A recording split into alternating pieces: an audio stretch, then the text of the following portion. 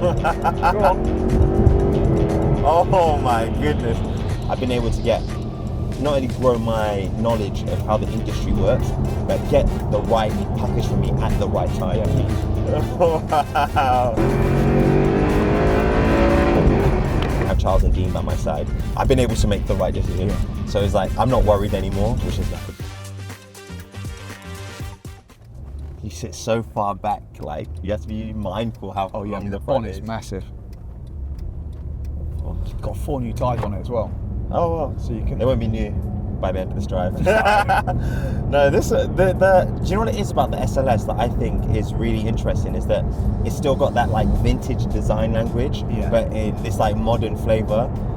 And I think that pays to the fact that people see this as a modern classic, right? Yeah.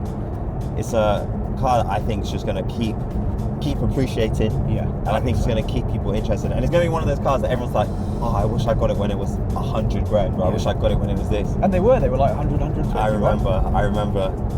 And people were saying, oh, it's going down in price, it's not a good buy. And then you look at the market now, it's the complete opposite. Everyone wants an SLS. Yeah. And I think for people, it's like a more accessible SLR because the maintenance isn't near as bad. Yeah. And then also it's just more modern. The SLR had that horrible automatic gearbox that no one wanted. Yeah. Whereas this gearbox is a lot smoother and it's a lot more responsive. This is the same gearbox as the 458. Yes, exact same gearbox as the 458. Oh, you know your stuff. Yeah. Got my nose. It rides well, you know. Like, I love it. I love the sound of it. I think the engine's got. I think that for me though, aesthetically, it's a beautiful thing. Yeah. And the gull-wing doors, yeah, that just sets it off. Like even without the doors, this car would still be amazing. Yeah. But the doors just adds an extra bit of drama to the experience. And you can see design cues in the GT, the AMG GT. Yeah. But when you have them side by side, exactly. This is like this feels special, while that feels like a production run car. Yeah. Whereas this feels like something you see like once in a lifetime. You know what I mean? Yeah. What made you go for the SLS? I think I thought it was a really pretty thing, and it's been bought for. I think from an investment point of view, it's a good thing. Yeah. And that's why really. Those two simple reasons. Yeah. I think in terms of a drive, it's good fun. It's the brute force behind it. It's very different so I have 911, and I love 911. Turbo S is what I drive day to day, and I think it's a brilliant thing. This is completely different. Yeah. But I think from an investment point of view, it's a good thing, and but aesthetically, it's very pretty. And I think the spec of this particular car as well is a very good one. We've got the ceramics and there's the B&O. Yeah. The colour is the right colour as well. The interior I love. With the two-tone black and red.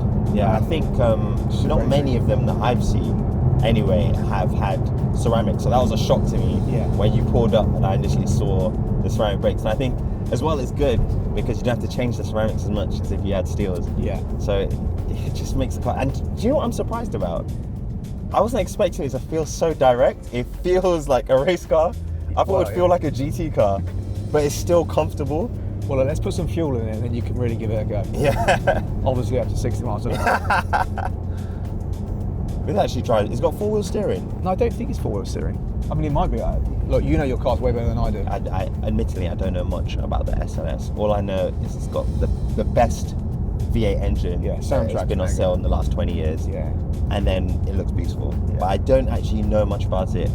But driving it, I'm learning as we go along, and it feels a lot more direct than I'm used to a Mercedes feeling. Yeah. It feels like it's pointy, like it wants to go, and I think that's what separates it from the AMG GT or just like your regular AMGs. This just feels like a different breed. Yeah. And I think that, if I'm correct, this was the first Mercedes that was developed by AMG. I think that's correct. Yeah. I believe that's the case.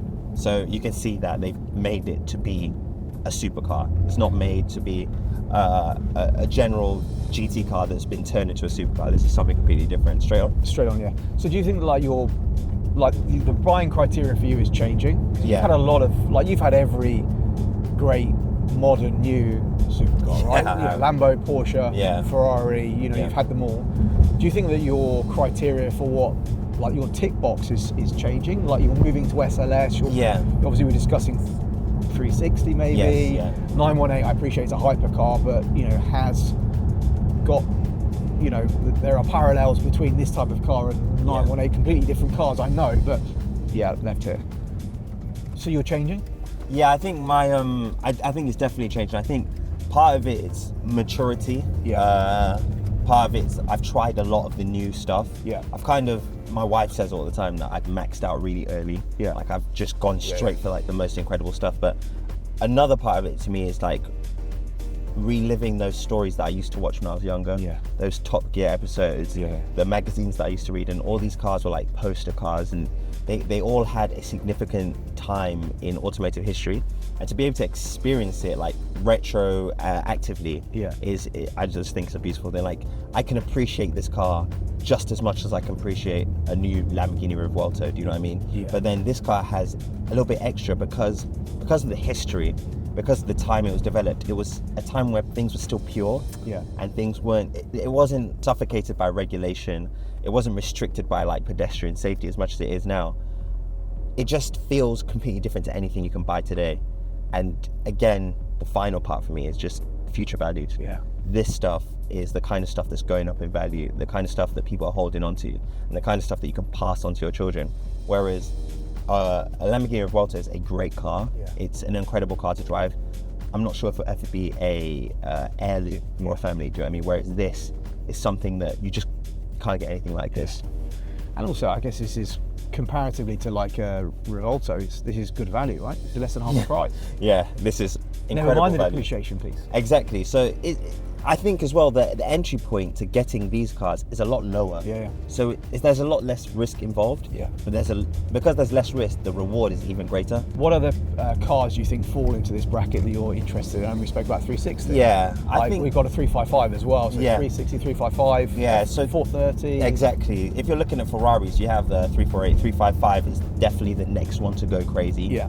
For me, the 360 is the one I wanted because I have like a story behind that. The first ever Ferrari that I sat in or that I was driven around in was a Ferrari 360, so that spoke to me. But I think in this kind of bracket you can look at things like the Ferrari 458, even the standard car. Yeah. It doesn't have to be the Speciale. I think a lot more people are realizing how good it is. So 458 are like 458 like 40 to 160. I think you can get some a bit cheaper now. Okay. And then you have things like the Ferrari F12, and that's looking at just a Ferrari. You have the Lamborghini Murcielago, which I remember they were like 160 grand at one point, and now I saw Murcielago listed at 890. Wow. Which is like a massive jump, and it's a standard Murcielago, but one thing that sets it apart is that it's a manual, 24,000 miles, but still almost £1 million, and that's such a drastic jump. Yeah. So cars like that, and then you have a few more of the cars that I guess when they came out, they weren't beloved for people. They weren't cars that people thought would be a future collectible, like the F10 BMW, the V10 BMW M5 is a good one. Yeah. I remember when that came out, everyone called it ugly. Yeah. Now everyone's like, wow, what an incredible car. And then you have a lot of the big displacement cars, the cars that had V12 stuffed into them, cars that had V10 stuffed into them, I think are becoming more appealing to people right now. And it's good because the entrance point is so low, but people can see the trajectory going up. I guess also like there's an impact, a positive impact on value when so like SLS for example. So these are what 180, 200-ish now. Yeah. Like these were our poster cars, and you know you're a little bit right here. You're a little bit younger than me, but like when these cars that are on our walls are accessible to us in terms of, yes, they're a higher price. Yeah. Goes to show. Yes, they're a higher price, but our personal situations, you know, if people in there, you know, we're looking at them when they were in their teens and now they're in their 30s or early 40s or even 50s, and they're starting to make more money and you know they can buy these types of cars. That must have a positive impact on value as well, right? Exactly. And I think another thing that a lot of people don't realize is that on that side, a lot of the cars that we look at now, a lot of the cars people buy now are expensive. Just naturally, cars are more expensive, because of inflation, and also because just the market's changed. What the manufacturers need to put in the car is a lot more significant than when they're making cars like this. Yeah. But then when you think about it, you can get an SLS or you can get a Porsche Taycan. Yeah. Which one makes the most sense to get? Well, like the SL, how much is the SL now? It's like 150, 160 grand? Yeah. Yeah. And personally for me, that I feel no appeal to that at all. Like, it's not my bag. But this is similar-ish, like a little bit more, but not massively poles apart. And this is way better. Yeah, in every way, right? And do you know what? You have the reassurance that you're gonna sleep in your bed at night knowing that you're not gonna hemorrhage money. Yeah. Do you know what I mean? So it just makes more sense. And then the experience of driving it alone, just more individual. A lot of cars now feel cookie cutter. Yeah. Same engine, same chassis, this or that. This feels like nothing else. Yeah. Which I think just makes it even more appealing. Yeah. But getting out, you have to be really careful because you could look like an idiot. You hit your head on the... Yeah, hit your head on it.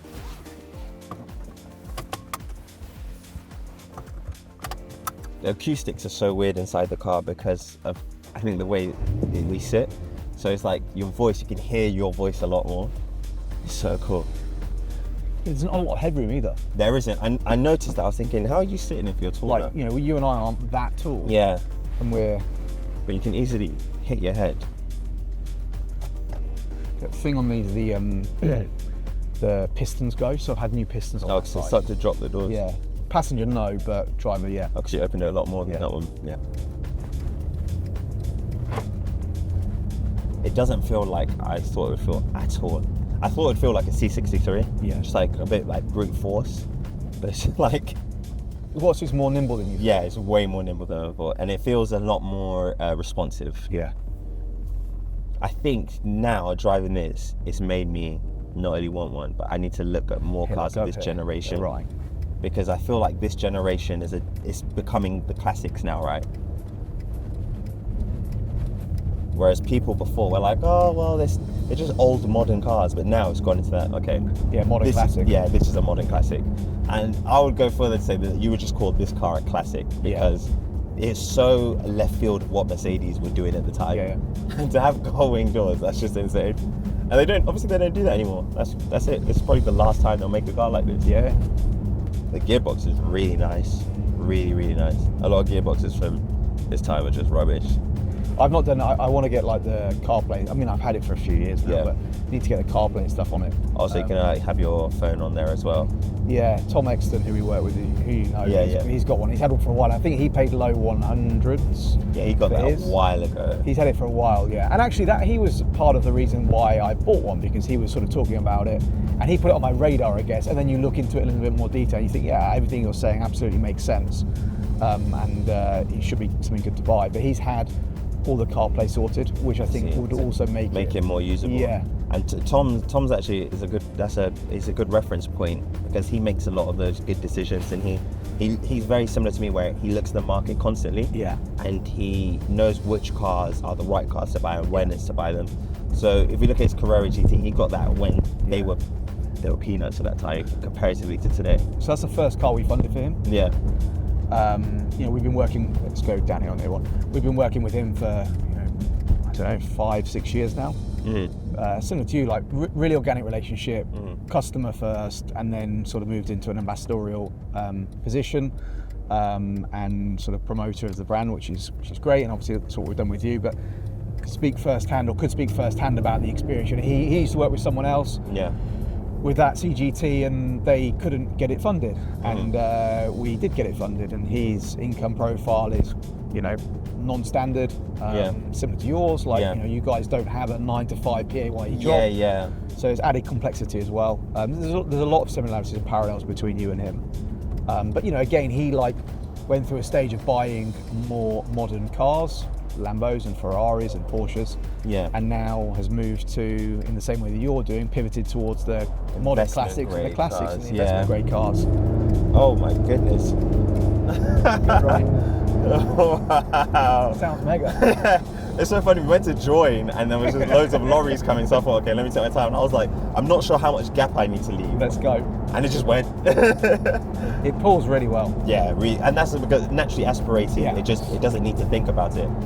But Tom, very, very similar as well. And I know I've had issue where I couldn't even get like a Nissan Qashqai once. I tried to get a Nissan Qashqai, but because my income profile was weird, they wouldn't fund it. Yeah. And then I remember I called Alex up and I was like, I know this is really random, but can you help me get this Nissan Qashqai for a relative?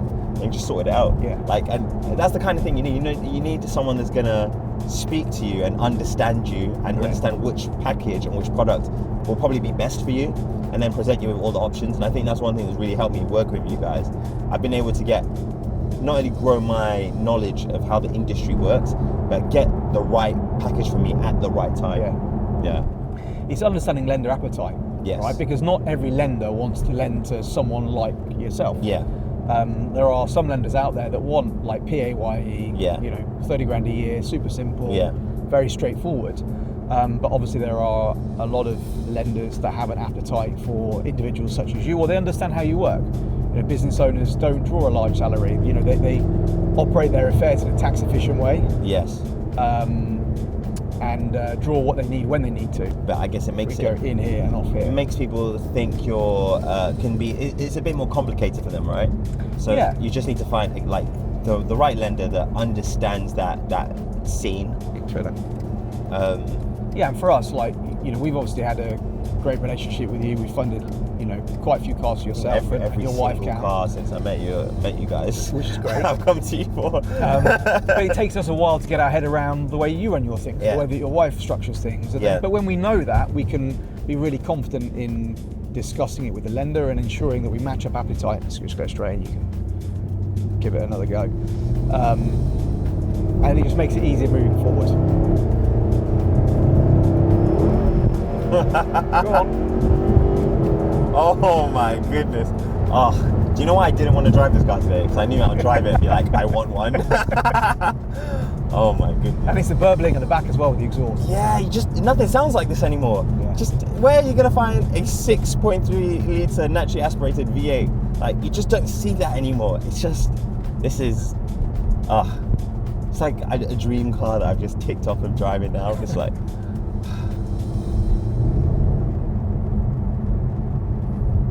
that's a cool thing. It's a very, very, very, very, very cool car.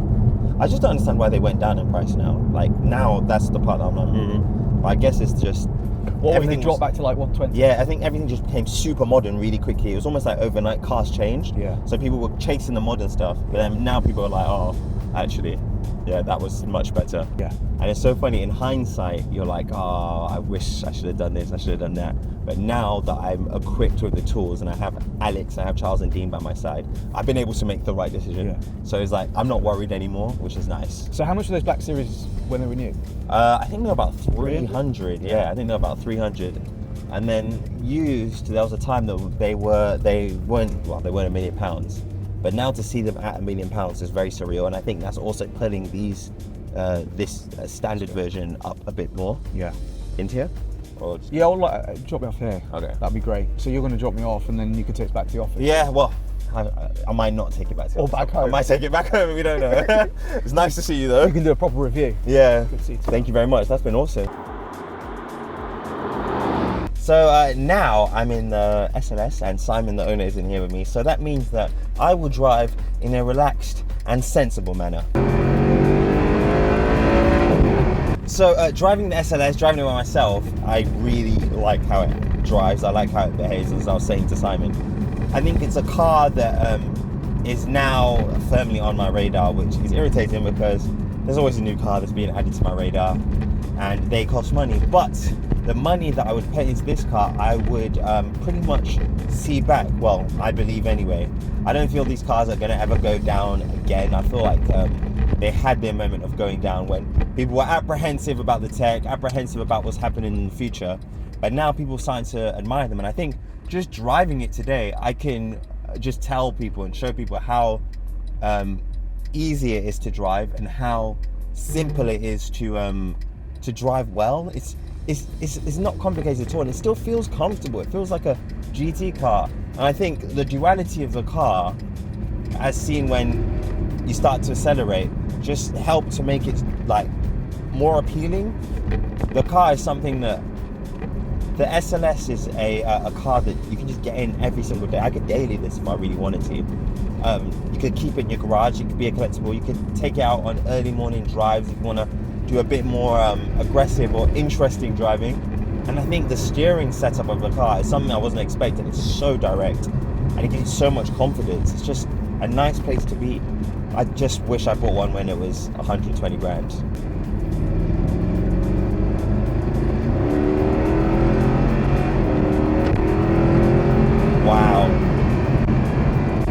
Wow, what a visceral sound. Reduced speed ahead. Again, the car handles so well. It doesn't handle like what you expect a Mercedes to handle like. You've got the active rear spoiler providing you with the rear downforce you need. When you pick up speed, cars like this tend to go light on the rear, but that rear spoiler just helps to push it down. It's just, again, you can pick up the speed, you can have that supercar experience, and then as soon as you lift off and you start cruising again, it just becomes a lot more relaxed, a lot more refined. And not only are the seats comfortable, the suspension setup means that the damping over bumps is just brilliant. Like, we've got a bit of a rough road here, and I can see that the modern Audi A3 in front of me struggled to deal with that bump a lot more than this car. It's also helped by the fact that this car has ceramic brakes. So the carbon ceramic brakes just mean that you can brake quite aggressively and you don't experience brake fade. And also carbon ceramic brakes are significantly lighter than steel brakes, which means you have less unsprung mass, which allows the responsiveness to be a lot better. So now I'm approaching back to where I'm supposed to be dropping the car off and picking up my own car. I feel like I should just drive this home. Like, a part of me is just telling me that. Gosh, the potential new car to the collection, the Mercedes SLS. I really like the Ferrari 360. The 360 is a lot cheaper, but a lot more compromised. It's an older car, so it won't feel as refined as this. But my God, this is an experience. So I've got this car on the list. Let's see what happens.